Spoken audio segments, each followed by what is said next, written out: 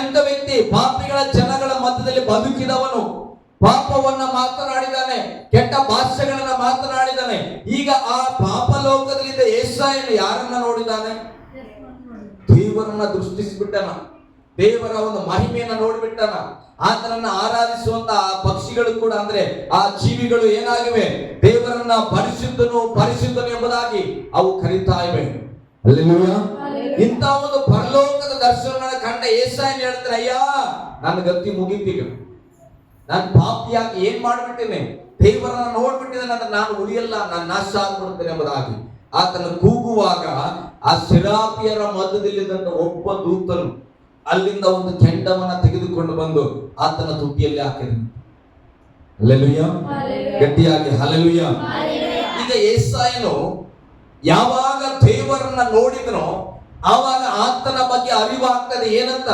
ನಾನು ಪಾಪಿಯಾದೇನೆ, ಹಲ್ಲೆಲೂಯಾ, ನನ್ನ ತುಟಿಗಳು ಒಲಸಿದೆ, ನಾನು ಯೋಗ್ಯನಲ್ಲ ದೇವರ ನೋಡ್ಲಿಕ್ಕೆ. ಯಾವಾಗ ಒಬ್ಬ ಮನುಷ್ಯ ದೇವರನ್ನ ನೋಡುತ್ತಾನೋ ಆವಾಗ ಆತನಿಗೆ ಅರಿವಾಗ್ತದೆ. ಏನಂತ? ನಾನು ಏನಾಗಿದ್ದೇನೆ. ಹಲ್ಲೆಲೂಯಾ. ಪೇತ್ರನ ದೋಣಿಯಲ್ಲಿ ಯೇಸು ಸ್ವಾಮಿ ಏರಿದ್ರು. ಗಮನಿಸ್ರಿ, ಬೇಗ ಮುಗಿಸ್ತಾರೆ. ಪೇತ್ರನ ಏರಿದಾಗ ಪೇತ್ರನನ್ನ ಹೇಳ್ತಾನ, ಪೇತ್ರನೇ ದೋಣಿ ನಡೆಸು. ಪೇತ್ರ ಏನಾದ್ರು ಹೇಳ್ತಾನ? ಓಕೆ ಅಂದನು. ಬಲೆಗಳನ್ನ ಬೀಸಪ್ಪ ಅಂದನು. ಪೇತ್ರ ಏನಾದ್ರೂ ಹೇಳಿದ್ರ? ಏನು ಹೇಳಿಲ್ಲ. ಆಯ್ತು ಸ್ವಾಮಿ, ನಿನ್ನ ಮಾತಿನ ಮೇರೆಗೆ ಬೀಸ್ತೇನೆ. ಆರಾಮಾಗಿ ಮಾತಾಡ್ತಾ ಇದ್ದಾನೆ. ಯಾರು? ಪೇತ್ರನು ಯೇಸುವಿನ ಜೊತೆ ಸರಳವಾಗಿ ಮಾತಾಡ್ತಾ ಇದ್ದಾನೆ. ಈಗ ಬಲೆಗಳನ್ನ ಬೀಸಿದನು. ಬಲೆಗಳನ್ನ ಬೀಸಿದ ಮೇಲೆ ಹರಿದು ಹೋಗುವ ಹಾಗೆ ಬಲೆಗಳ ಹರಿಯುವಂತೆ ಮೀನುಗಳು ಬಂದವು. ಹಲ್ಲೆಲೂಯಾ.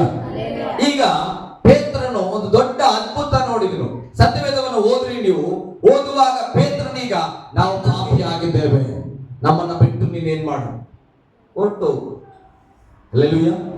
ದೋಣಿ ಹತ್ತದಾಗ ಪೇತ್ರನಿ ಮಾತು ಹೇಳಲಿಲ್ಲ, ಬಲೆ ಬೀಸಪ್ಪ ಅಂತ ಹೇಳಿದಾಗ ಈ ಮಾತು ಹೇಳಲಿಲ್ಲ.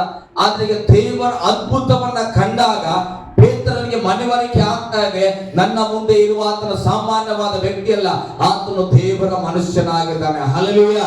ಆತನು ದೇವಕುಮಾರನು. ಅವಾಗ ಯಾವಾಗ ಇದ್ರು ದೇವಕುಮಾರನ ಅರ್ಥ ಮಾಡಿಕೊಂಡು ಪೇತ್ರನ ಹೃದಯ ಕೆಲಸ ಮಾಡ್ತಾ ಇದೆ. ಆತನ ಮುಂದೆ ಕೂತ್ಕೊಳ್ಳಿಕ್ಕೆ ನಾನು ಯೋಗ್ಯನಲ್ಲ, ನಾನು ಪಾಪಿ ಎಂಬುದ. ಹಲ್ಲೆಲೂಯಾ.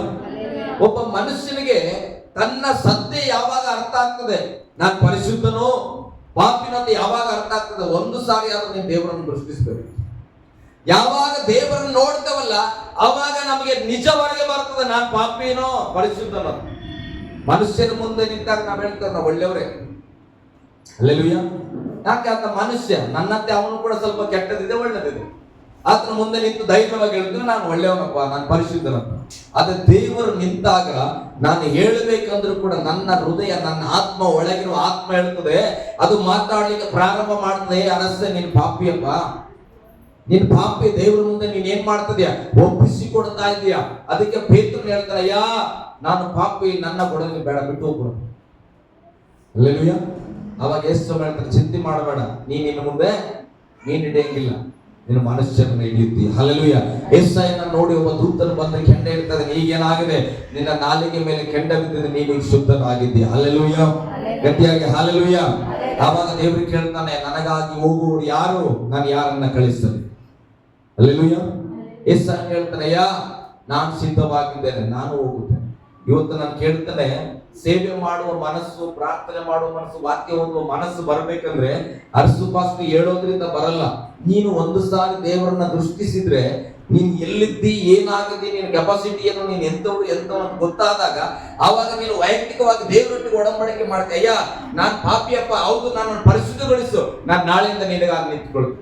ಅಲ್ಲಿಂದ ಒಂದು ಉತ್ತರ, ಅಲ್ಲಿಂದ ಒಂದು ಬೆಳಕು ನಿನ್ನ ಹೃದಯದಲ್ಲಿ ಬಂದ್ರೆ ನಾನು ಹೇಳದೆ ಬೇಡ, ಆಟೋಮೆಟಿಕ್ ಆಗಿ ನೀನ್ ಎದ್ದು ಜಪ ಮಾಡ್ತೀಯಾ, ನೀನ್ ಪ್ರಾರ್ಥನೆ ಮಾಡ್ತೀಯಾ, ವಾಕ್ಯ ಓದ್ತೀಯಾ, ನೀನು ಮತ್ತೊಬ್ಬರಿಗೆ ದೇವರ ಸಾಕ್ಷಿಯನ್ನು ನುಡಿತೀಯ. ಕಾರಣ ನೀನು ದೇವರನ್ನ ದೃಷ್ಟಿಸಿದ್ದಿ. ಹಲ್ಲೆಲೂಯಾ. ಗಟ್ಟಿಯಾಗಿ ಹಲ್ಲೆಲೂಯಾ. ಅದಕ್ಕೆ ಪೌಲನು ಹೇಳ್ತಾನೆ, ನಾನು ಕಂಡಿರುವುದನ್ನ, ಯೋಹಾನನು ಬರೀತಾನೆ, ನಾನು ಕಂಡಿದ್ದು ಕೇಳಿದ್ದನ್ನ ಹೇಳದೆ ನಾವು ಇರಕ್ಕಾಗಲ್ಲ, ನಾವು ಹೇಳ್ತಾನೆ ಇರ್ತೇವೆ. ಹಲ್ಲೆಲೂಯಾ. ಗಟ್ಟಿಯಾಗಿ ಹಲ್ಲೆಲೂಯಾ. ದೇವರು ಪವಿತ್ರಾತ್ಮ ನಮ್ಮ ಒಳಗಡೆ ಇದ್ರೆ ನಮ್ಮ ತಪ್ಪು ಸರಿಗಳ ಅರುಹನ್ನ ಆತನು ಹುಟ್ಟಿಸ್ತಾನೆ.